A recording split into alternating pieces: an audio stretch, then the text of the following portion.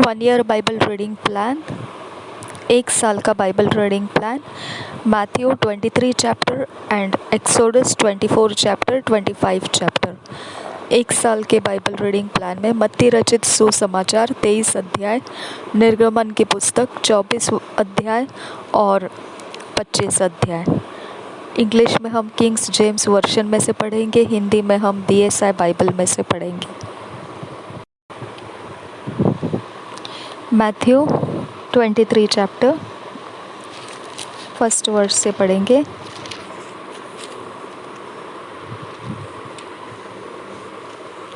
Then of the scribes and the Pharisees, good doctrine, but evil examples of life. First verse. Then spake Jesus to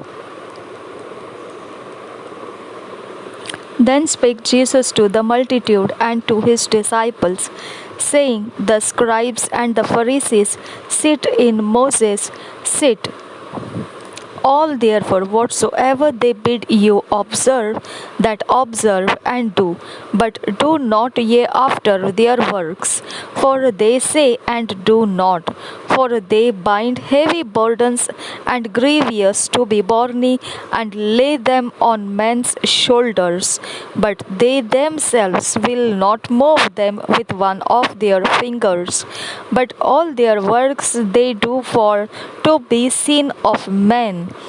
They make broad their phylacteries, and enlarge the borders of their garments, and love the uppermost rooms at feasts, and the chief seats in the synagogues, and greetings in the markets, and to be called of men, Rabbi, Rabbi.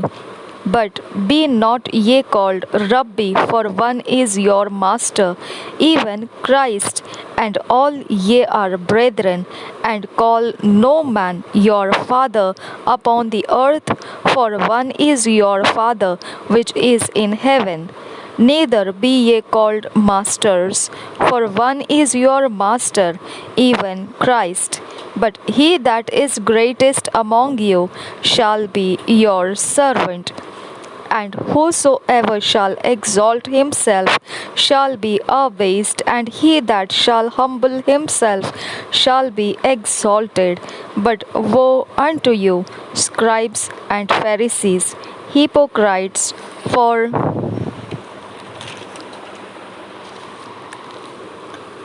ye shut up the kingdom of heaven against men, for ye neither go in yourselves, neither suffer ye them that are entering to go in. Woe unto you, scribes and Pharisees, hypocrites! For ye devour widows' houses, and for a pretense make long prayer. Therefore ye shall receive the greater damnation. Woe unto you, scribes and Pharisees, hypocrites! For ye compass sea and land to make one proselyte, and when he is made, ye make him twofold more the child of hell than yourselves. Woe unto you, ye blind guides, which say, Whosoever shall swear by the temple, it is nothing. But whosoever shall swear by the God of the temple, he is a debtor. Ye fools and blind! For whether is greater, the gold or the temple that sanctifieth thee, the gold? And whosoever shall swear by the altar, it is nothing. But whosoever sweareth by the gift that is upon it, he is guilty. Ye fools and blind! For whether is greater, the gift or the altar that sanctifieth the gift? Whoso therefore shall swear by the altar sweareth by it, and by all things thereon. And whoso shall swear by the temple sweareth by it, and by him that dwelleth therein. And he that shall swear by heaven sweareth by the throne of God, and by him that sitteth thereon. Woe unto you, scribes and Pharisees, hypocrites! For ye pay tithe of mint and anise and cumin, and have omitted the weightier matters of the law, judgment, mercy, and faith. This ought ye to have done, and not to leave the other undone. Ye blind guides, which strain at a gnat and swallow a camel, woe unto you, scribes and Pharisees, hypocrites! For ye make clean the outside of the cup and of the platter, but within they are full of extortion and excess. Thou blind Pharisee, cleanse first that which is within the cup and platter, that the outside of them may be clean also. Woe unto you, scribes and Pharisees, hypocrites! For ye are like unto whited sepulchres, which indeed appear beautiful outward, but are within full of dead men's bones and of all uncleanness. Even so, ye also outwardly appear righteous unto men, but within ye are full of hypocrisy and iniquity. Woe unto you, scribes and Pharisees, hypocrites! Because ye build the tombs of the prophets and garnish the sepulchres of the righteous, and say, If we had been in the days of our fathers, we would not have been partakers with them in the blood of the prophets. Wherefore, ye be witnesses unto yourselves that ye are the children of them which killed the prophets. Fill ye up then the measure of your fathers. Ye serpents, ye generations of vipers, how can ye escape the damnation of hell?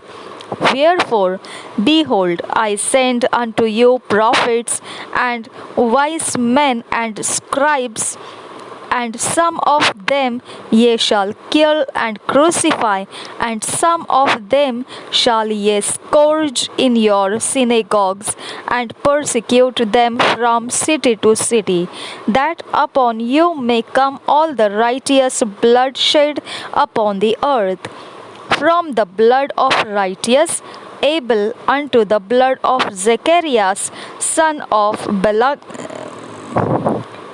Barachias, whom ye slew between the temple and the altar.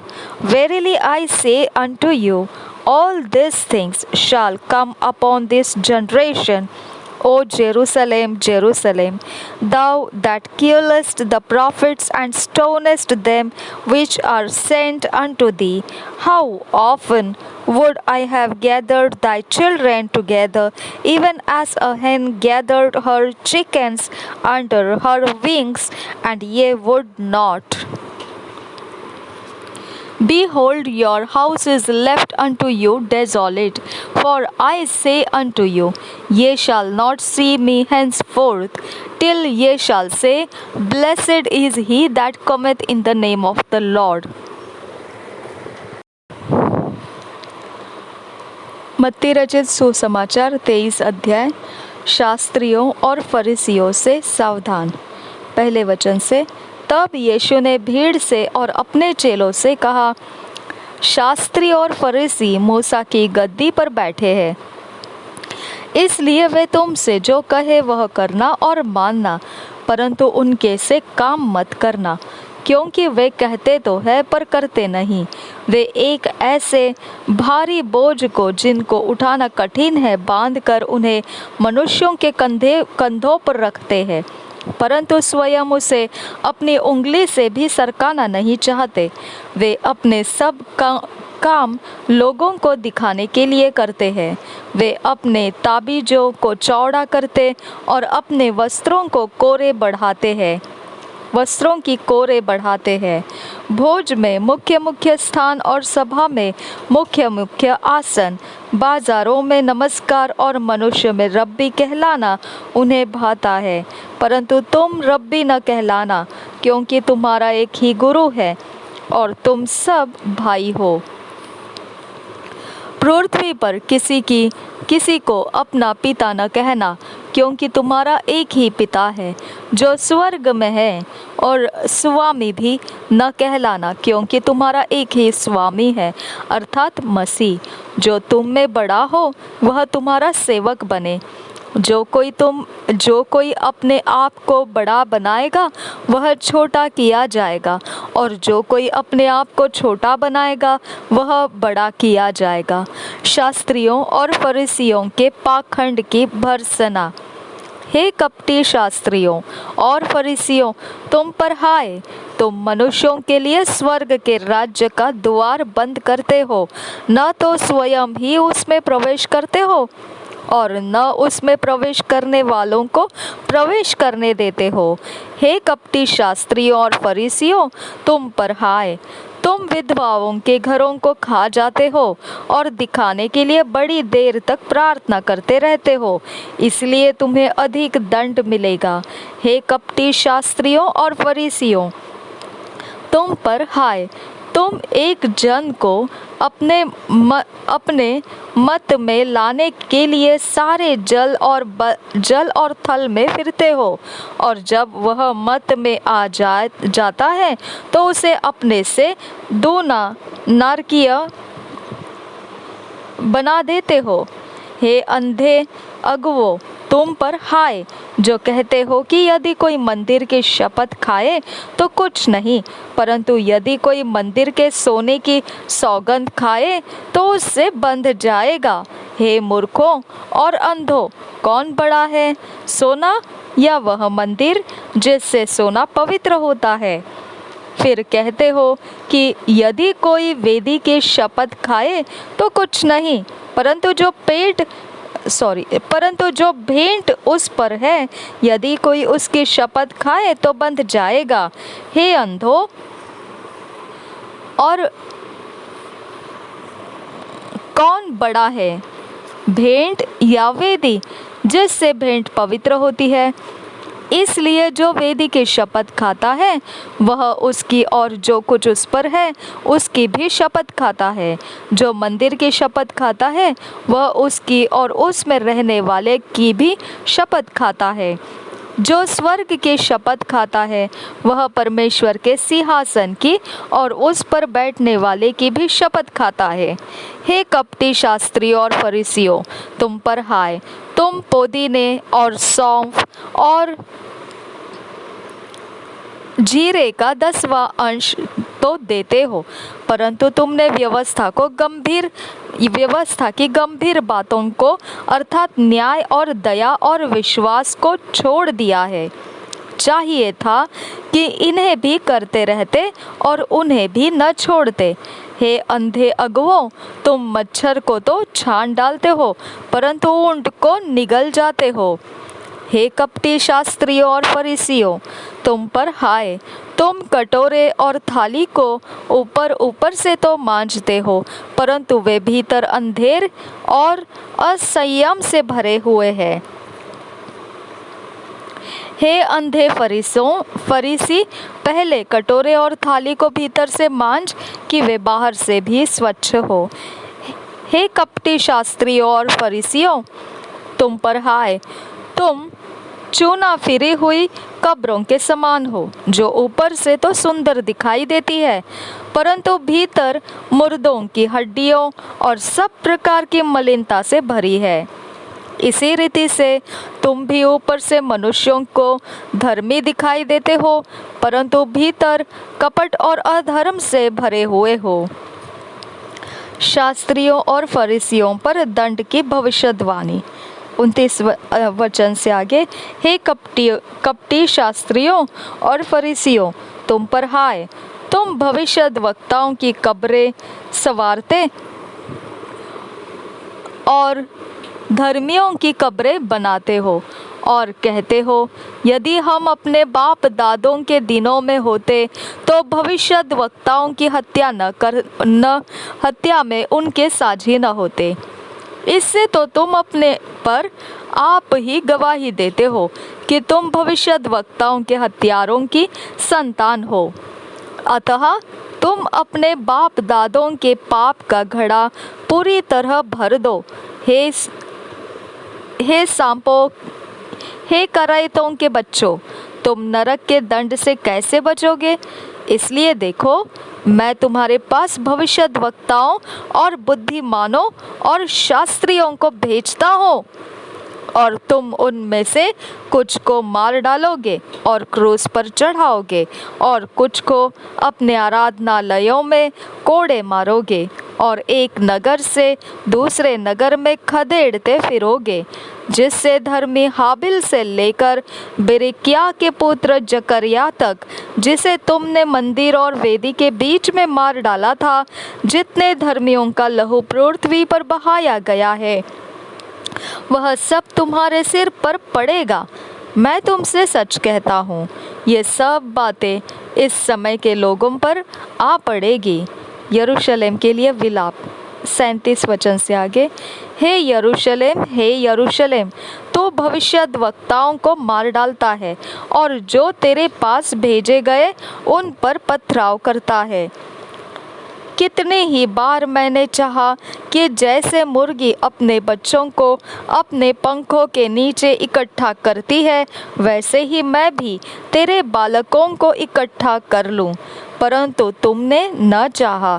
देखो, तुम्हारा घर तुम्हारे लिए उजाड़ छोड़ा जाता है, क्योंकि मैं तुमसे कहता हूँ कि अब से जब तक तुम न कहोगे, धन्य है वह जो प्रभु के नाम से आता है, तब तक तुम मुझे फिर कभी न देखोगे।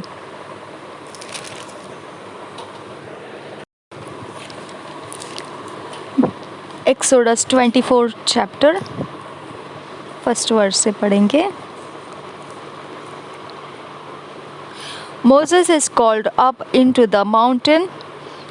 The people promise obedience. The glory of God appears. Aaron and Hur have charge of the people, etc. 1 verse से पढ़ेंगे। And he said unto Moses, Come up unto the Lord, thou and Aaron, Nadab and Abihu, and 70 of the elders of Israel, and worship ye afar off. And Moses alone shall come near the Lord, but they shall not come nigh, neither shall the people go up with him. And Moses came and told the people all the words of the Lord, and all the judgments, and all the people answered with one voice, and said, All the words which the Lord hath said will we do.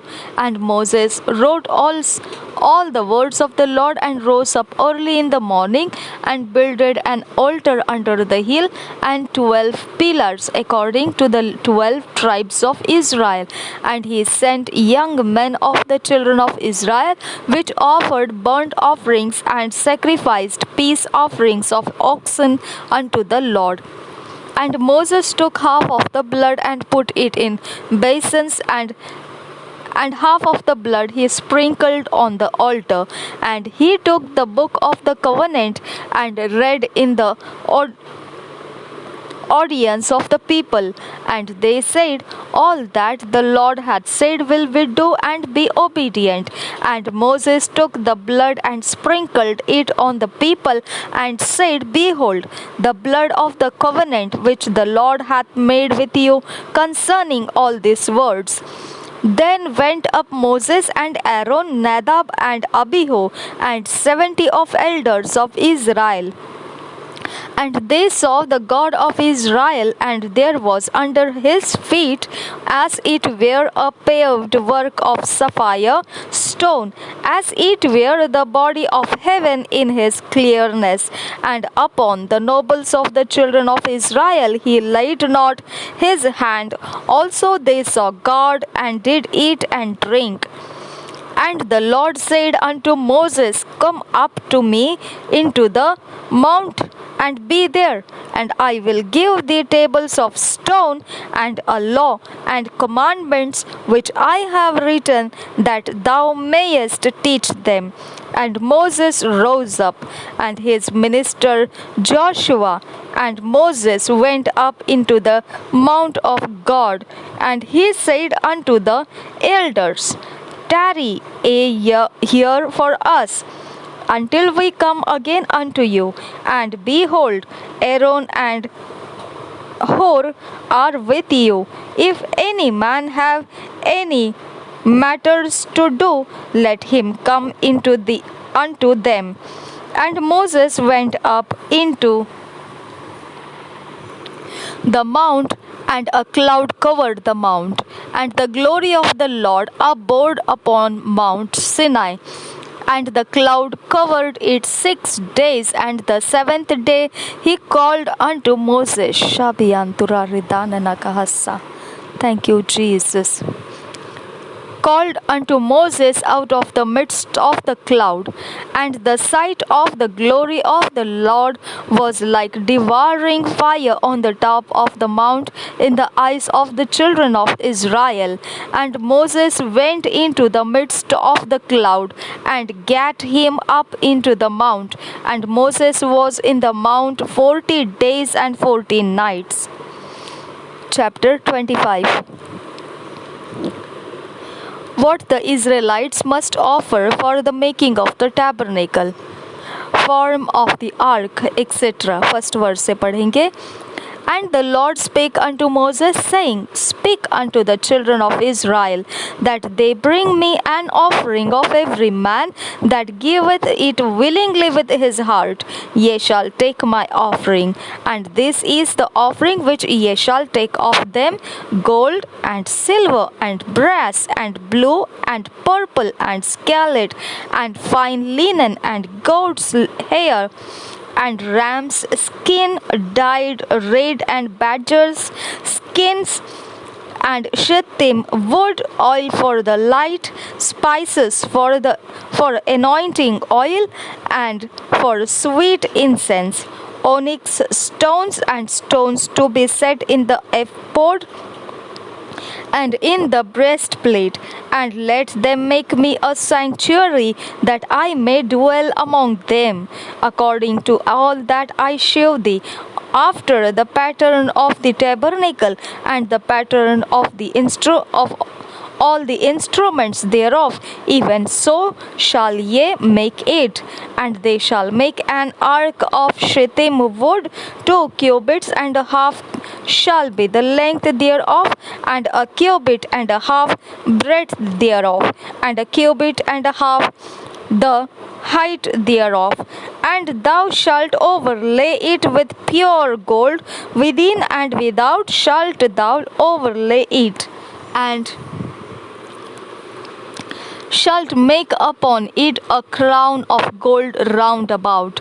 And thou shalt cast 4 rings of gold for it, and put them in the 4 corners thereof. And 2 rings shall be in the one side of it, and 2 rings in the other side of it. And thou shalt make staves of shittim wood, and overlay them with gold. And thou shalt put the staves into the rings by the sides of the ark, that the ark may be borne with them. The staves shall be in the rings of the ark, they shall not be taken from it. And thou shalt put into the ark the testimony which I shall give thee. And thou shalt make a mercy seat of pure gold, 2 cubits and a half shall be the length thereof, and a cubit and a half the breadth thereof. And thou shalt make 2 cherubims of gold, of beaten work, which shalt thou make them. In the two ends of the mercy seat, and make one cherub on the one end, and the other cherub on the other end. Even of the mercy seat shall ye make the cherubims on the two ends thereof, and the cherubims shall stretch forth their wings on high, covering the mercy seat with their wings, and their faces shall look one to another. Toward the mercy seat shall the faces of the cherubims be. And thou shalt put the mercy seat above upon the ark, and in the ark thou shalt put the testimony that I shall give thee, and there I will meet thee, and I will commune with thee from above the mercy seat, from between the two cherubims which are upon the ark of the testimony of all things, which I will give thee in commandment unto the children of Israel. Thou shalt also make a table of shittim wood.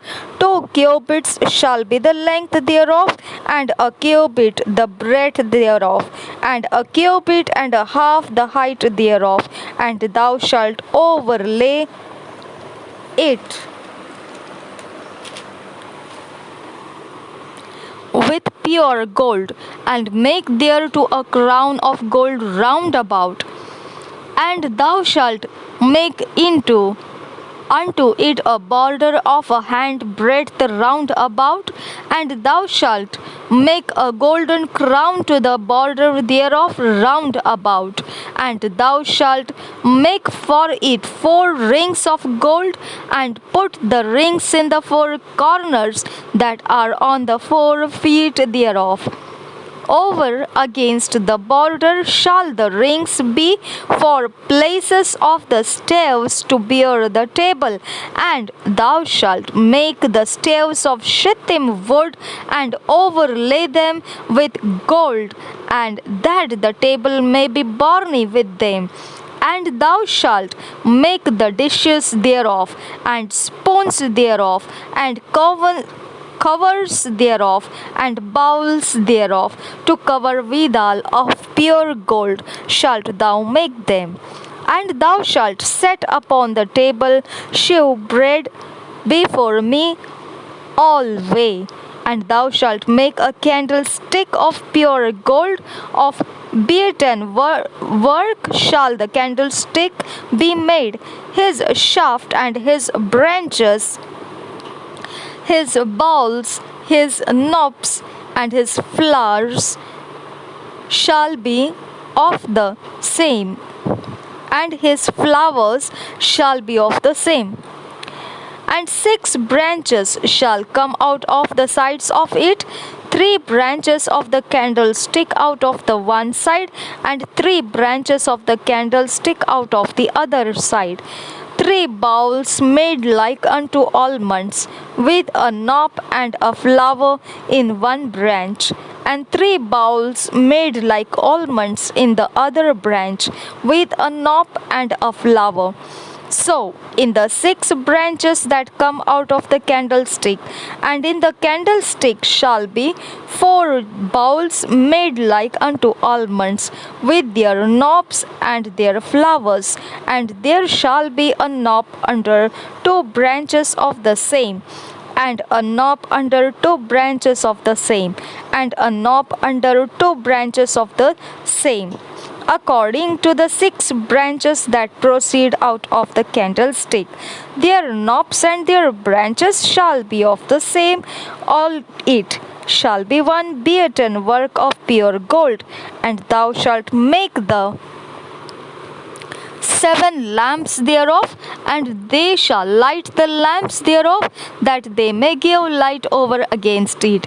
And the tongs thereof and the snuff dishes thereof shall be of pure gold. Of a talent of pure gold shall he make it, with all these vessels. And look that thou make them after their pattern, which was shewed thee in the mount.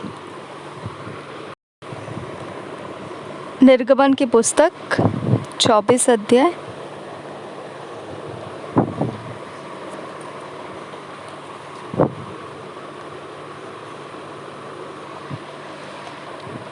यहोवा और इस्राएलियों के बीच वाचा। पहले वचन से, फिर उसने मूसा से कहा, तू हारून, नादाब, अबीहू और इस्राएलियों के 70 पुरनियों समेत यहोवा के पास ऊपर आकर दूर से दंडवत करना। केवल मूसा यहोवा के समीप आए, परंतु वे समीप न आए और दूसरे लोग उसके संग ऊपर न आए। मूसा ने लोगों के पास जाकर यहोवा की सब बातें और सब नियम सुना दिए। तब सब लोग एक स्वर में बोल उठे, जितनी बातें यहोवा ने कही है उन सब बातों को हम मानेंगे। तब मूसा ने यहोवा के सब वचन लिख दिए और बड़े सबेरे उठकर पर्वत के नीचे एक वेदी और इस्राएल के 12 गोत्रों के अनुसार 12 खम्भे भी बनवाए। तब उसने कई इस्राएली जवानों को भेजा, जिन्होंने यहोवा के लिए होम बलि और बैलों की मेल बलि चढ़ाए। और मूसा ने आधा लहू लेकर कटोरों में रखा और आधा वेदी पर छिड़क दिया। तब वाचा की पुस्तक को लेकर लोगों को पढ़कर सुनाया। उसे सुनकर उन्होंने कहा, जो कुछ यहोवा ने कहा है उस सब को हम करेंगे और उसकी आज्ञा मानेंगे। तब मूसा ने लहू लेकर लोगों पर छिड़क दिया और उनसे कहा, देखो, यह उस वाचा का लहू है जिसे यहोवा ने इन सब वचनों पर तुम्हारे साथ बांधी है। तब मूसा, हारून, नादाब, अबीहू और इस्राएलियों के 70 पुरनिये ऊपर गए और इस्राएल के परमेश्वर का दर्शन किया। और उसके चरणों तले नीलमणि का चबूतरा सा कुछ था, जो आकाश के तुल्य ही स्वच्छ था। और उसने इस्राएलियों के प्रधानों पर हाथ न बढ़ाया। तब उन्होंने परमेश्वर का दर्शन किया और खाया पिया। मूसा सिनाई पर्वत पर। तब यहोवा ने मूसा से कहा, पहाड़ पर मेरे पास चढ़ आ और वहीं रहे, और मैं तुझे पत्थर की पटियाएं और अपनी लिखी हुई व्यवस्था और आज्ञा दूंगा कि तू उनको सिखाए। तब मूसा यहोशू नामक अपने सेवक समेत परमेश्वर के पर्वत पर चढ़ गया और पुरनियों से वह यह कह गया, जब तक हम तुम्हारे पास फिर न आए तब तक तुम वही हमारी बाट जोहते रहो। और सुनो, हारून और हूर तुम्हारे संग है। यदि किसी का मुकद्दमा हो तो उन्हीं के पास जाए।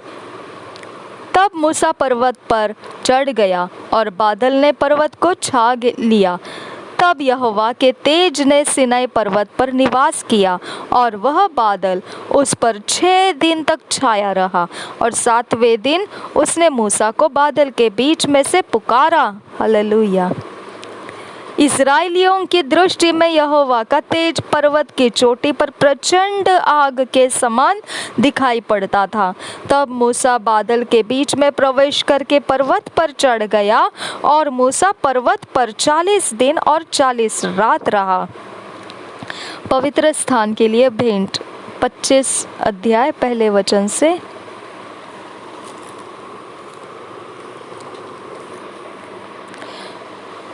यहोवा ने मूसा से कहा, इस्राएलियों से यह कहना कि मेरे लिए भेंट लाए। जितने अपनी इच्छा से देना चाहे उन्हीं सबों से मेरी भेंट लेना। और जिन वस्तुओं की भेंट उनसे लेनी है वे ये है, अर्थात सोना, चांदी, पीतल, नीले, बैंगनी और लाल रंग का कपड़ा, सूक्ष्म सनी का कपड़ा, बकरी का बाल, लाल रंग से रंगी हुई मेढ़ों की खालें, सुइसों की खालें, बबूल की लकड़ी, उजियाले के लिए तेल, अभिषेक के तेल के लिए और सुगंधित धूप के लिए सुगंध द्रव्य, एपोद और चपरास के लिए सुलैमानी पत्थर और जड़ने के लिए मणि और वे मेरे लिए एक पवित्र स्थान बनाए कि मैं उनके बीच निवास करूं। जो कुछ मैं तुझे दिखाता हूं, अर्थात निवास स्थान और उसके सब सामान का नमूना, उसी के अनुसार तुम लोग उसे बनाना। वाचा का संदूक। बबूल की लकड़ी का एक संदूक बनाया जाए।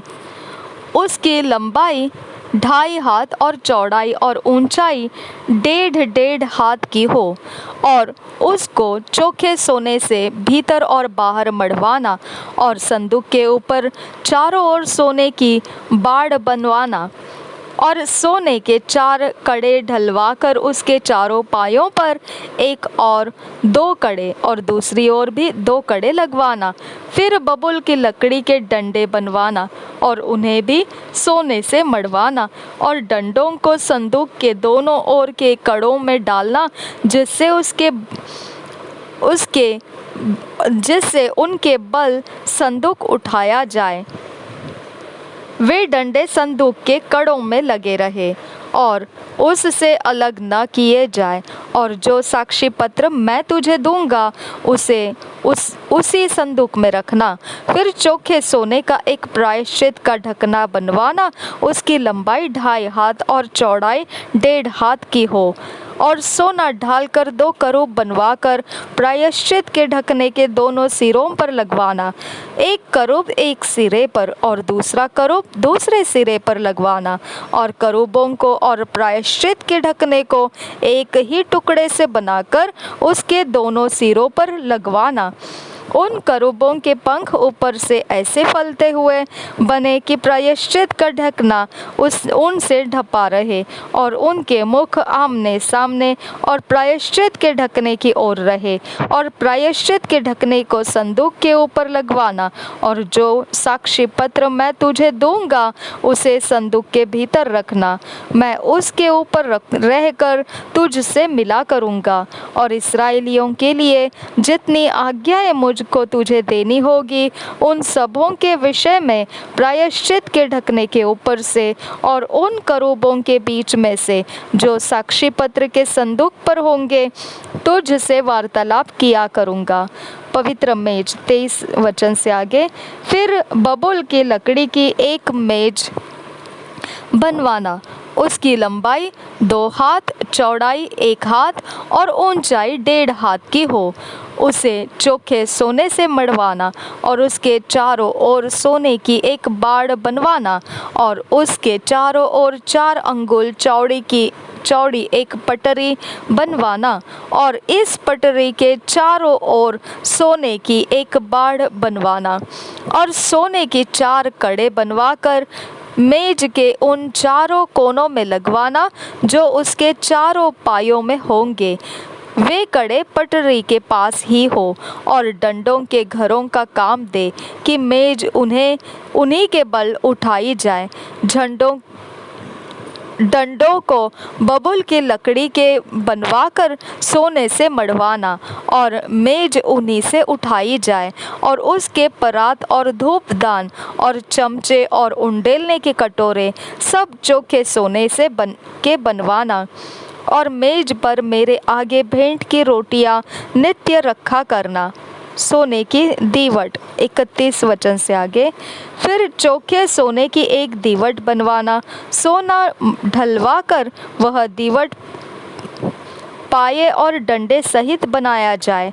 उसके पुष्पकोश, गांठ और फूल सब एक ही टुकड़े के बने, और उसके किनारों से 6 डालियां निकले। 3 डालियां तो दीवट के एक ओर से और 3 डालियां उसके दूसरी ओर से निकली हुई हो। एक एक डाली में बादाम के फूल के समान 3-3 पुष्पकोश, एक एक गांठ और एक एक फूल हो। दीवट से निकली हुई 6 हो डालियों का यही आकार या रूप हो, और दीवट की डंडी में बादाम के फूल के समान 4 पुष्पकोश अपनी अपनी गांठ और फूल समेत हो। और दीवट से निकली हुई 6 हो डालियों में से 2-2 डालियों के नीचे एक एक गांठ हो। वे दीवट समेत एक ही टुकड़े के बने हुए हो। उनकी गांठें और डालियां सब दीवट समेत एक ही टुकड़े की हो। चोखा सोना ढलवाकर पूरा दीवट एक ही टुकड़े का बनवाना और 7 दीपक बनवाना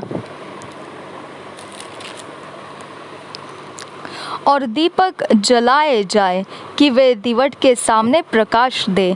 उसके गुलतराश और गुलदान सब चोखे सोने के हो। वह सब इन समस्त सामान समेत किक्कार भर चोखे सोने का बने और सावधान रहकर इन सब वस्तुओं को उस नमूने के समान बनवाना जो तुझे इस पर्वत पर दिखाया गया है।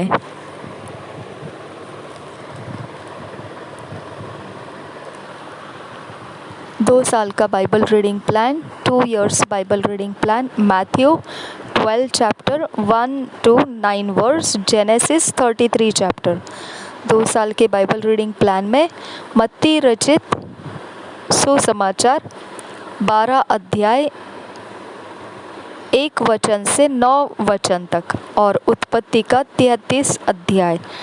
2 साल के बाइबल रीडिंग प्लान को हम अपने व्यक्तिगत समय में अकेले में बैठकर मनन करते हुए, अभ्यास करते हुए, उसका वचनों का गहराई सीखते हुए, उसके नोट्स अगर मिलते हैं, प्रकाशन मिलते हैं, उसे हमारे साथ वो परमेश्वर की बातें हैं समझकर हमने उसे लिखते हुए रखना है। और इसके ऊपर अगर प्रचार मिलते हैं, किताबें मिलती है पढ़ने के लिए, आप उसे पढ़ना है, सुनना है और हमारे अंदर इन वचनों की उन्नति उस समय कर लेना है।